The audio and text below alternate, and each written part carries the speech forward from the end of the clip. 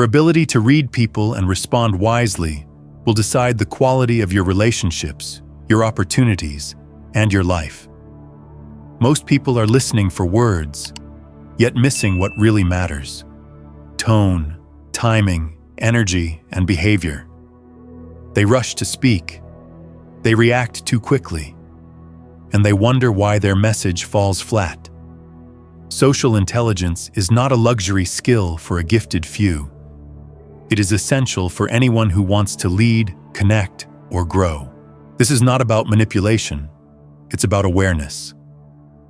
It's about entering any room, seeing what's happening, and responding in a way that makes people feel respected. You are not here to guess. You are here to understand. You are not here to impress. You are here to connect. And once you shift from impression to connection, everything in your life changes.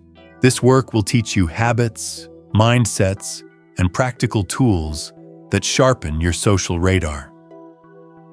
If you have ever struggled to say the right thing, if you've ever left a conversation wishing you had handled it better, then this is your roadmap.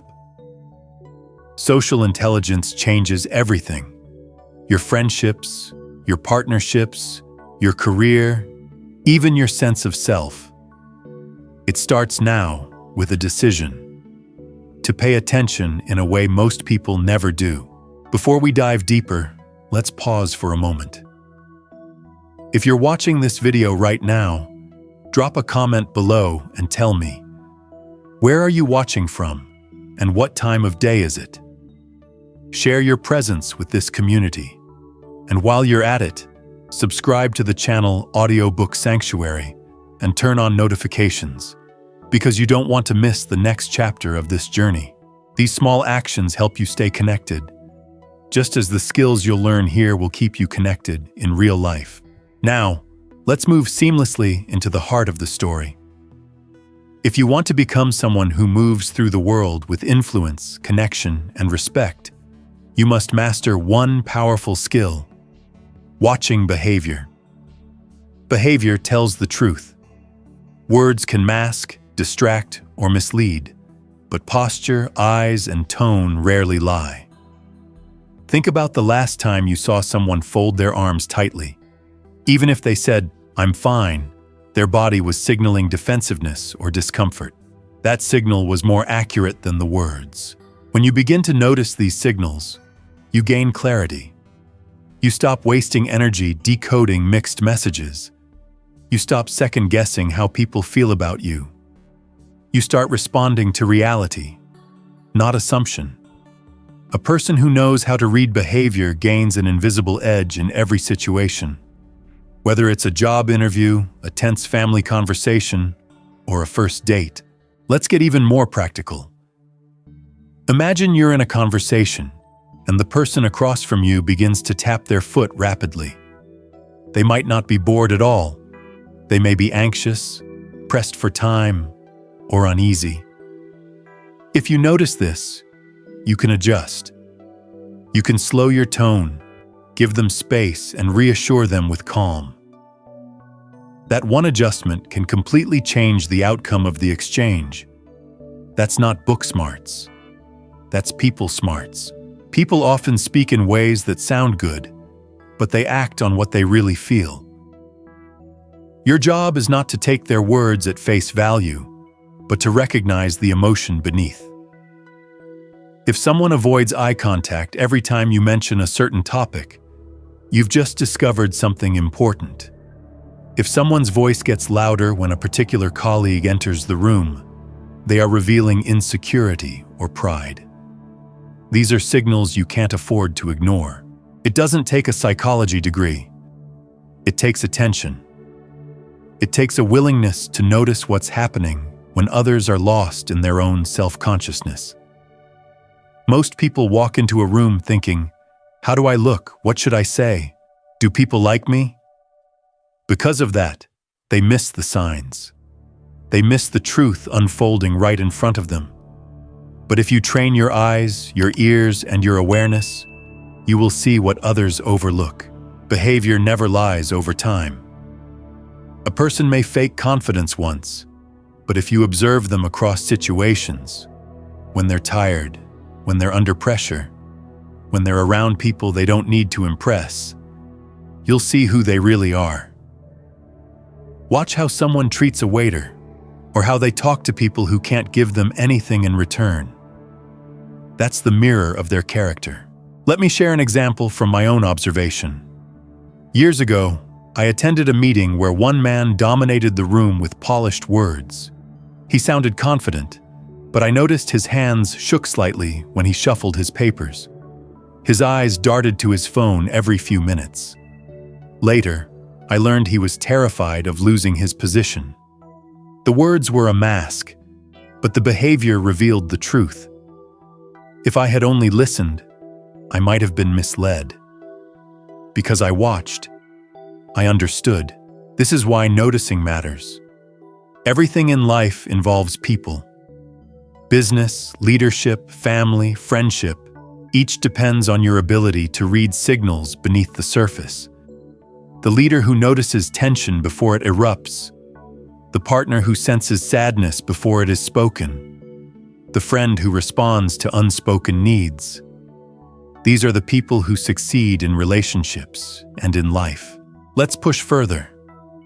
How many arguments escalate because people react to the words and not the feelings behind them? Someone snaps, "You never listen to me." You hear the accusation and get defensive. But if you paid attention, you might have noticed the hurt in their posture, the longing in their tone. Respond to the hurt, not the accusation, and the conflict dissolves. That's the essence of social intelligence. The skill of reading people also helps you understand yourself. Once you train your mind to observe, you start catching your own habits. You notice when you avoid eye contact because you're nervous. You see how your shoulders slump when you're discouraged. And once you see yourself clearly, you can change. You can straighten your posture, adjust your tone, and grow into the presence you want to embody. Awareness is magnetic. People feel it when you're fully present with them. You don't need to say much. Your calm observation makes them feel safe. They sense that you're not rushing to judge, not desperate to impress, not lost in your own ego. They feel seen. And in a world where most people feel invisible, that's powerful. Now, let's tie this together. Reading people's signals is the gateway to every other social skill. It lays the foundation for listening, for building trust, for asking better questions, and even for leading with strength. Without it, you're fumbling in the dark. With it, you carry a light that reveals what's really happening in every interaction. So decide right now. Choose to stop guessing. Choose to watch. Choose to be present. Because when you notice more, you respond better. And when you respond better, you build relationships that last a lifetime. As we move forward, we'll explore how to deepen this ability, not only by watching behavior, but by listening with your full presence. Because seeing is only half the story. Listening is the other half, and it's the skill that makes people feel truly valued. Listening fully is the rarest gift you can give to another person. Most people believe they are listening, but what they are really doing is waiting for their turn to speak. Their eyes may be on you, but their mind is racing with rebuttals, arguments, or stories about themselves. That isn't listening. That's preparing. True listening means stepping out of your own head long enough to enter someone else's. It means hearing not only their words, but the weight beneath them. It means showing them, without having to say it, that they matter. Imagine this. You're sharing something that feels important to you, maybe even vulnerable. Halfway through, the other person interrupts with, "Oh yeah, that happened to me too. Let me tell you about it." How do you feel? Brushed off, unseen? maybe even a little foolish for trying to open up. Now picture a different response. They let you finish, they pause, they look you in the eye, and they simply say, "I hear you." That one moment feels entirely different. You feel valued. You feel safe. That is the power of listening. If you want influence, if you want trust, if you want deep connections, then listening has to be more than polite nods or empty uh-huhs. It has to be deliberate, focused, disciplined. And yes, listening requires discipline. Because your mind will try to wander. It will try to jump ahead, to compose clever responses, to defend itself. You must train yourself to slow down, to keep your attention anchored in the present moment. Let's get practical. The next time someone speaks to you, notice your habits. Are you rehearsing what you'll say next? Are your eyes drifting to your phone? Are you nodding while thinking of your grocery list? If so, stop. Bring your attention back. Force yourself, even for just a minute, to be nowhere else but here. That is harder than it sounds, but it's also what separates forgettable conversations from life-changing ones. Listening isn't about being silent either. Silence without presence feels cold. Listening means responding in ways that prove you absorbed what was said. You might paraphrase, "So you're saying you felt overlooked at work?" You might ask a clarifying question. What was hardest about that for you? These responses don't steal the focus. They return it. They signal that you are with the other person, not against them, not ignoring them. And here's something most people don't realize. Listening heals. When someone feels heard, they feel respected. When they feel respected, they open up. And when they open up, trust begins to form. Think of your closest relationships. Chances are, they are built on people who actually listen to you. Not people who always have answers. Not people who are the smartest in the room. But people who made you feel like your words had weight. In leadership, listening is power. A boss who talks over their team never discovers what's really going wrong. A boss who listens uncovers hidden problems, prevents small issues from becoming big ones, and earns loyalty. In families, listening diffuses conflict before it erupts. In friendships, listening makes the difference between shallow, small talk and real connection. Everywhere you turn, the ability to listen is currency. Now, let's be clear.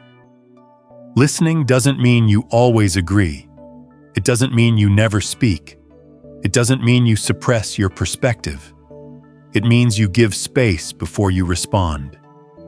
You wait long enough to understand what the other person is actually trying to communicate. Sometimes what they need is not advice, not solutions, but simply acknowledgement. That moment of acknowledgement often changes everything. Think back to the last time you spoke with someone who clearly wasn't listening. Maybe their eyes wandered. Maybe their responses didn't match your words. Maybe they cut you off. How did you feel walking away? Empty? Frustrated? Diminished? Now remember the last time someone really listened. They stayed with you. They didn't judge. They didn't rush. You walked away lighter, calmer, even stronger. That's what you can give to others if you cultivate this skill. Let me give you a small technique. The pause. When someone finishes speaking, don't rush in immediately with your response. Count one breath. That pause proves you weren't just waiting to talk. It proves you considered what was said. That tiny moment adds weight to your eventual words and shows your presence. Another tip: listen for what isn't said. Sometimes people are careful with their words, but their tone betrays them. You might hear someone say, "I'm okay," but their voice cracks slightly. If you're listening deeply, you catch that signal. You might gently ask, "Are you sure? You sound a little tired?" That small observation can open doors that words alone never could. Listening also requires humility. It means admitting you don't have all the answers. It means setting aside your ego's need to prove itself. When you're willing to be wrong, when you're willing to simply hear, you give others the freedom to speak truthfully. That's when authentic trust is built. And trust is everything. Words without trust are noise. Advice without trust is intrusion. But when trust is present, even silence becomes support. People begin to bring their real selves to you, not just the polished surface. They lower their guard because they know they won't be judged or dismissed. Let's not forget the everyday settings. At work, listen carefully and you'll avoid costly mistakes. At home, listen carefully and you'll prevent unnecessary arguments. With friends, listen carefully and you'll strengthen bonds that last decades. Listening is not just a communication skill. It is a way of living with respect. I want you to practice something today. Choose one conversation and commit to full attention. Put your phone away. Look the person in the eye. Let them finish completely. Then, before you reply, breathe. Your reply will be sharper, calmer, and more aligned with what they actually meant. Do this once, then twice, then daily. Over time, you'll notice people start to come to you more. They'll trust you with things they don't tell others. They'll respect you without you ever demanding it. And here's the paradox. The less you try to prove yourself, the more influence you gain. Because people follow those who make them feel understood. Influence is not built by loud voices. It's built by listening ears. So, as we close this section, remember this. Listening fully is not passive. It is active, disciplined, and transformative. It turns strangers into allies, arguments into agreements, and conversations into connections. And as we move forward, we'll take this skill of listening and combine it with another. Building trust through honest interest. Because listening opens the door, but honest interest invites people to step through it. Building trust begins with one simple choice: to care about people for who they are, not for what they can do for you. Listening, as we explored earlier, opens the door. But what keeps that door open is the steady presence of honest interest. Trust is not built overnight and not through polished speeches. It grows slowly through repeated actions that prove your concern is real. Think about your own life. Can you recall someone who always asked about what mattered to you? Not out of politeness, not to fill silence, but because they were genuinely curious? Maybe it was a teacher who asked what you wanted to create, a colleague who remembered your project, or a friend who noticed when you seemed quieter than usual. Those people left a mark, not because they had clever words, but because they cared. That's the starting point of trust. People can sense when your interest is forced. They can sense when you're asking questions just to get closer to them or to look polite. And when they sense that, the connection collapses. Real trust requires authenticity. You don't need dramatic gestures. You just need to show up with sincerity. Let's get even more practical. The next time you ask someone how they're doing, pause long enough to hear the real answer. Most people ask, "How are you?" as a reflex. They don't wait for the reply. But when you pause, when you look someone in the eye, when you give them space to answer, something shifts. Maybe they'll just say, "I'm fine," but they'll notice that you waited. They'll notice that you gave them space, and maybe, just maybe, they'll share a little more next time. Trust is not about spotlighting yourself. Too often, conversations turn into competitions. Someone shares a story, and the other person interrupts with, "Oh yeah, I've done that too." Instead of showing interest, that move steals attention. It turns connection into comparison. Real trust grows when you allow someone's experience to breathe without trying to overshadow it. Now, once you've established honest interest, the next layer is reading the room. Every interaction is shaped not only by the person in front of you, but also by the energy surrounding you both. Walk into a room and pause. Feel the atmosphere before you speak. Are people tense, relaxed, distracted, excited? That atmosphere is the invisible script everyone is following. If you ignore it, you'll speak out of rhythm and lose the moment. Imagine you prepared a high-energy pitch for your team, but when you arrive, you notice people are unusually quiet, avoiding eye contact and folding their arms. If you launch into your energetic plan without acknowledging the mood, you'll lose them instantly. They'll feel you're disconnected from reality. But if you adjust, if you pause and say, "Hey, before we dive in, everyone okay?" You show awareness. That awareness wins trust faster than any prepared speech. Tone is everything. People notice your energy before they notice your words. They notice it in your walk, your posture, your face.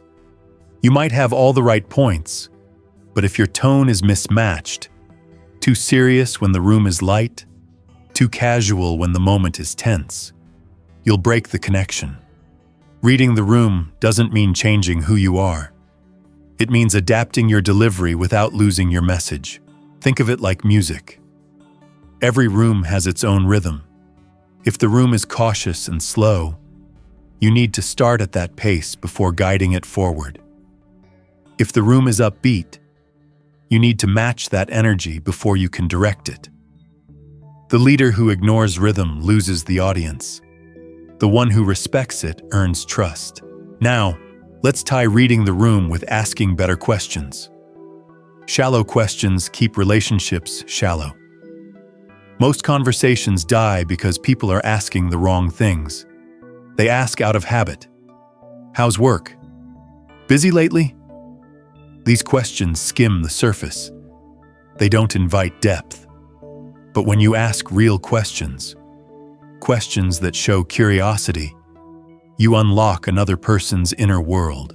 For example, instead of asking, "How's life?" ask, "What's been on your mind lately?" Instead of, "What do you do?" ask, "What got you into that work?" Instead of, "Are you okay?" ask, "What's been the toughest part for you recently?" These questions don't pressure people to share everything, but they signal that you're not just making polite noise. You actually care. The way you ask matters too. If your tone is sharp, people shut down. If your energy is rushed, they keep their answers short. But if you lean in, slow your pace, and give steady eye contact, you create safety. That safety encourages honesty. And once honesty appears, trust deepens. Let me give you a story from my own life. I once met someone at a networking event who asked me, not what I did for work, but what project are you most excited about right now? That one question caught me off guard in the best way. It made me think, it made me reflect, and it made me want to keep talking. That person didn't just meet me, they connected with me. And years later, I still remember them, while I've forgotten dozens of other conversations from that same night. Good questions linger. They stick because they force us to step out of autopilot. They remind us that someone cared enough to dig deeper. And here's the key. When people feel safe enough to share something meaningful, they associate that feeling with you. That is the essence of influence. This principle applies everywhere. Business, family, friendships. Leaders who ask their teams better questions uncover problems before they explode. Friends who ask better questions know when something is really wrong before it's too late. Parents who ask better questions hear what their children are actually feeling, not just what they say. So let's review. Trust begins with honest interest, the kind that doesn't seek personal gain. Reading the room ensures you meet people where they are, not where you wish they were. And asking better questions transforms conversations from surface-level exchanges into meaningful connections. Notice the pattern. Each skill builds on the last. Listening gave you the foundation of presence. Honest interest keeps the door open. Reading the room ensures you stay in rhythm. Asking better questions brings depth. Together, they form the architecture of real connection. As we move forward, we'll explore another crucial skill: how to control your reactions when things get tense. Because no matter how well you listen, how much trust you build, or how many great questions you ask, there will be moments of conflict. And the way you respond in those moments will define your character more than anything else. Tension is inevitable. No matter how carefully you listen, how sincerely you show interest, or how skillfully you ask questions, there will come moments when words clash, when emotions flare, when the air feels heavy. And in those moments, your reaction will determine everything, whether you escalate the conflict or resolve it, whether you protect trust or destroy it. Most people lose control when conversations get tough. They raise their voices, they cut others off, they get defensive or they shut down. But here's the truth. Once your emotions take over, your ability to influence vanishes. You can't lead if you're reacting like a passenger. Real strength is not about volume or clever comebacks. It's about self-control. It's about being able to stay calm when your ego wants to explode. Think about the last heated exchange you witnessed. Maybe it was in the workplace. Maybe in a family setting. What stood out more, the actual words or the tone and energy? Most likely, it was the reaction. People remember how you made them feel during tense moments far more than they remember your arguments. And if your presence brought calm instead of chaos, you gained respect that lasts. So how do you control your reactions? The first step is the pause. When you feel your pulse quicken, when the urge to interrupt rises, when your jaw tightens, that is your signal. Instead of charging ahead, you breathe. One slow breath creates enough space to think, what's the right way to handle this? That pause separates the wise from the reckless. The second step is tone. You can say the right words, but if your tone drips with sarcasm or sharpness, the damage is done. A steady, respectful tone lowers defenses. It creates a path forward. Think of yourself as the thermostat in the room, not the thermometer. Instead of reflecting the heat around you, you set the temperature. That's leadership. The third step is perspective. Often, what people say in tense moments isn't the full story. Angry words may actually be fear. Sharp criticism may be disappointment. A sudden outburst may hide stress or pain. If you can see past the words to the underlying emotion, you respond differently. Instead of reacting to the attack, you respond to the need. That shift dissolves conflict instead of fueling it. Let's get practical with an example. Imagine a colleague snaps at you. You never support my ideas. The reactive path is to defend yourself immediately. That's not true. The wiser path is to pause, lower your tone and say, "It sounds like you feel overlooked. Can you tell me more about that?" Instantly, the fire cools. You've moved from defense to understanding, and understanding is what heals. This isn't easy. Controlling your reactions means fighting your old habits. The quick temper, the pride, the need to be right. But every time you resist the urge to explode, you prove something to yourself. You prove that you're stronger than your impulses. And that self-respect matters more than any short-term victory in an argument. Now, let's connect this to empathy. Empathy is not about agreeing with everyone. It's about choosing to understand their experience, even when it's different from yours. When someone lashes out, empathy asks, what must this feel like for them? When someone withdraws, empathy wonders, what might they be carrying right now? That perspective doesn't excuse bad behavior, but it does prevent you from taking it personally. And that is power. Empathy transforms relationships. When people feel understood, they feel safe. When they feel safe, they open up. And when they open up, the connection deepens.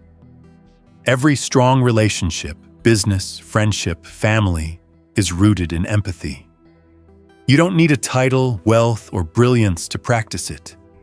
You just need to care enough to look beyond yourself. Let's explore how empathy looks in daily life. A friend cancels plans without explanation. Your first impulse might be irritation. But empathy asks, maybe they're overwhelmed. Maybe something's going on I don't know about. That shift changes your response from judgment to patience. Or picture a team member snapping at you in a meeting. Instead of seeing them as rude, empathy asks, what stress might they be under? That mindset keeps you steady and stops small issues from becoming lasting resentment. Empathy also means being willing to sit with someone in their pain without rushing to fix it. Most people, when confronted with someone's sadness, try to cheer them up or offer solutions. But often, what people need is not a fix, it's presence. They need someone who can sit beside them in the discomfort without trying to erase it. Empathy gives them that space, and empathy, practiced daily, makes you more self-aware. When you start seeing the struggles of others, you begin noticing your own triggers. You see when you're projecting frustration onto others. You recognize your own patterns and become slower to judge. In a strange way, empathy for others trains you to have empathy for yourself. Now, combine controlled reactions with empathy, and you have a powerful formula for influence. You become the person people trust in crisis, the one they turn to when emotions run high, because they know you won't add fuel to the fire. You'll listen. You'll care. You'll help bring clarity. But don't mistake empathy for weakness. You can be empathetic and still set boundaries. You can care deeply and still say no. True empathy isn't about being soft. It's about being strong enough to care without losing yourself. It's about balancing compassion with conviction. That balance is what makes people respect you. Here's a story. I once worked with a leader who was known for never raising his voice, even in the tensest situations. When his team failed, he didn't scold. He asked questions. He wanted to know what went wrong, what pressures his people were under, what support they needed. Did he tolerate excuses? No. He set high standards. But because he combined those standards with empathy, his team trusted him. They worked harder, not because they feared him, but because they respected him. That is the kind of presence you want to build. Steady, empathetic, disciplined. When you show up this way, you carry quiet authority.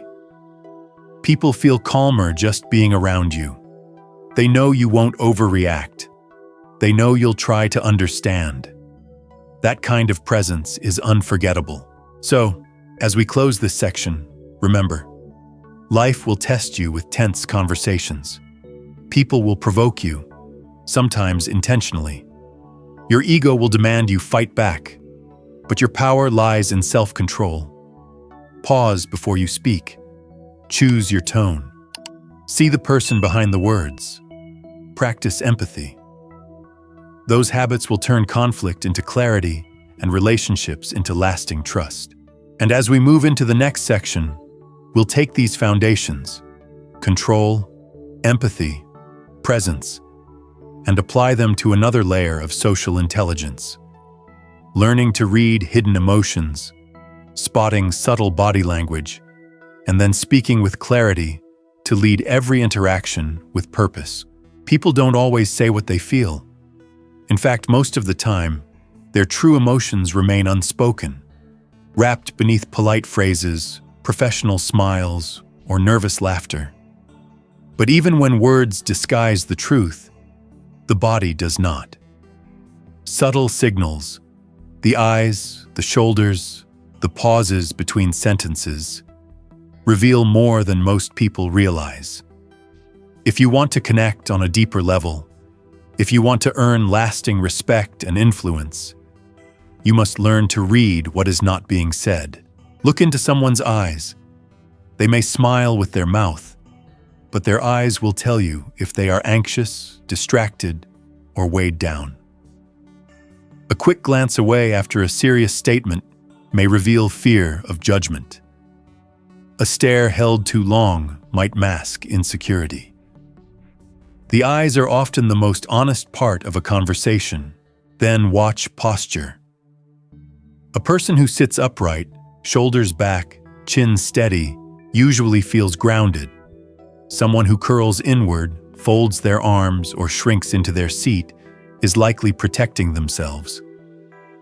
These small cues aren't random. They are windows into the inner world.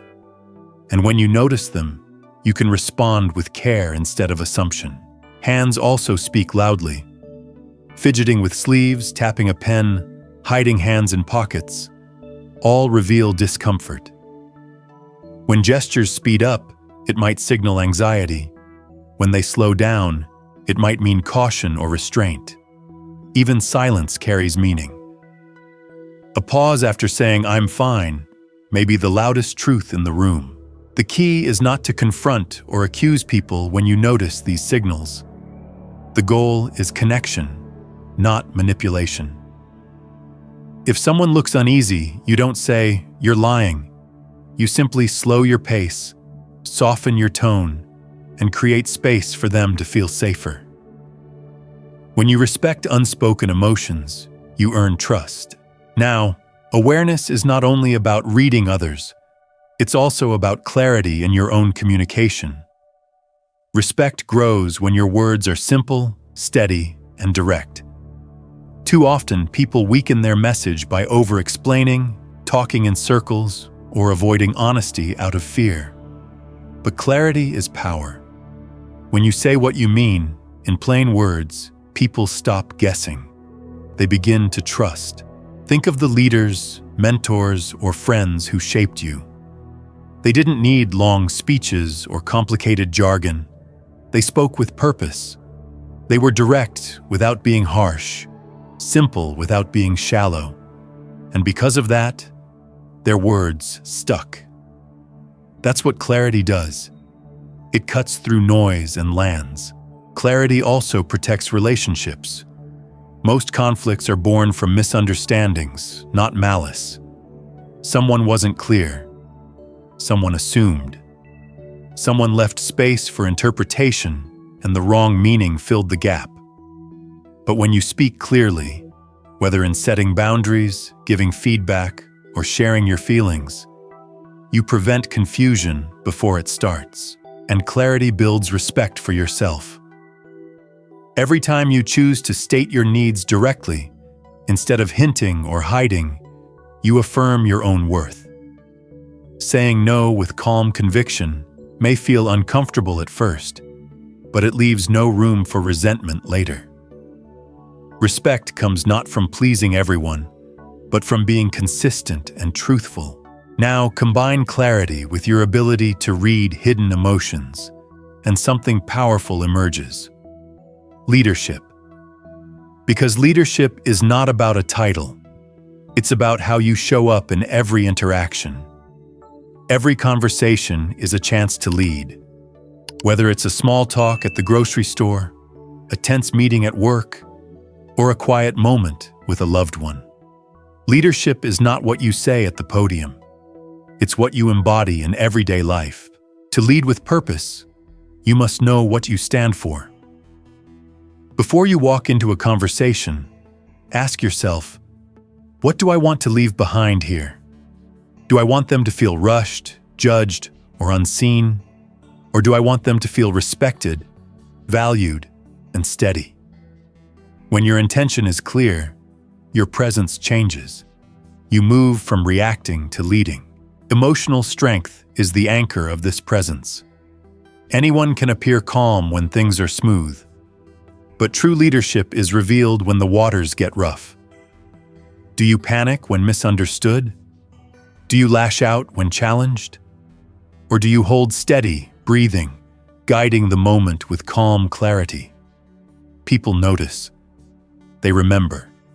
And over time, they trust the steady voice more than the loud one. Purposeful leadership doesn't mean scripting every word. It means choosing your tone, your timing, your energy. It means being aware of what you bring into the room. If you're rushed, slow down before you speak. If you're angry, breathe until the fire cools. If you're distracted, focus before you enter the conversation. Because your presence is contagious, for better or worse. Let's imagine two scenarios. In the first, a manager storms into a meeting flustered and impatient. Everyone stiffens, engagement drops, and the meeting ends in confusion. In the second, the manager pauses outside the room, takes one breath, and enters calmly, speaking clearly and asking thoughtful questions. Which one earns respect? Which one builds loyalty? Leadership is in the choice before the words. At its core, social intelligence is not about tricks or tactics. It is about living with presence. It is about reading the signs, speaking with clarity, and leading with purpose, even in ordinary interactions. When you order food, you can lead with respect. When you check on a friend, you can lead with empathy. When you give feedback, you can lead with clarity. These small decisions accumulate into character, and over time, that character becomes your legacy. People will not remember every detail you said, but they will remember how you made them feel. They will remember if they felt safe in your presence, if they felt seen, if they felt respected. That is the art of reading and responding to people. Not performance, but presence. So as we close, let's anchor 3 guiding choices. Choose purpose over pressure. Choose clarity over confusion. Choose strength over reaction. These 3 will carry you through every conversation, every relationship, every challenge. From small talk to high-stakes negotiations, from family dinners to boardroom debates, your ability to notice, to listen, to care, and to lead is what sets you apart. It is what earns trust, builds respect, and opens doors you never imagined. And it all begins not with others, but with you, choosing every day to be present, attentive, and intentional. Quiet power is the mark of true leadership. Not the loudest voice, not the flashiest style, but the steady one. The one people feel safe around. The one they turn to in crisis. The one they remember long after the conversation ends. That kind of presence can't be faked. It has to be practiced, lived, and carried into every room you enter. So carry it. Step into your next conversation, not as someone trying to impress, but as someone ready to connect. Speak not to fill silence, but to create clarity. Respond not from ego, but from purpose. And in doing so, you won't just master social intelligence. You'll embody it. Now we step back and see the bigger picture. What began as a set of communication skills has become something much more profound, a way of living and leading. Reading behavior, listening fully, showing interest, adjusting tone, asking better questions, controlling reactions, practicing empathy, noticing hidden signals, speaking with clarity. All of these come together in one truth. Every interaction is leadership. This is not leadership by title or authority. It is leadership by presence. Every word you speak either builds trust or erodes it. Every reaction either strengthens a relationship or weakens it. Every moment is a choice, to connect or to disconnect. Think of the three anchors we've repeated: purpose over pressure, clarity over confusion, strength over reaction. These are not abstract ideals, they are practical tools. When the meeting grows tense, choose purpose. Focus on resolution, not revenge. When a conversation feels muddled, choose clarity. Say what you mean in steady words. When emotions rise, choose strength. Breathe. Hold steady. Respond with calm. The beauty of this practice is its universality. You don't need wealth, education, or special access. You only need awareness and discipline. At home, these principles turn arguments into understanding. At work, they transform meetings into collaboration. Among friends, they deepen bonds. In every setting, they create respect that lasts. And it scales, from micro to macro. From the way you order your morning coffee to the way you navigate the hardest conflicts of your life. The same principle applies. Presence matters. If you can remain steady in small moments, you will remain steady in big ones. If you can show respect in everyday interactions, you will earn respect when the stakes are highest. This is quiet power. Not loud, not flashy, but steady and undeniable. People follow the one who brings calm to the storm, clarity to confusion, and connection to distance. People trust the one who listens, who notices, who cares. And over time, this presence becomes your reputation, your legacy. So as you leave this journey, remember, every conversation is a canvas. Paint it with attention. Shape it with clarity. Anchor it with purpose. Let your presence be the gift others remember. Because in the end, success is not measured by how many people you impress, but by how many you connect with, how many you respect, and how many feel safe and seen in your presence. That is the art of reading and responding to people. That is social intelligence. And when you choose to practice it, moment by moment, choice by choice, you don't just grow in skill, you grow in wisdom, you grow in leadership, you grow in life.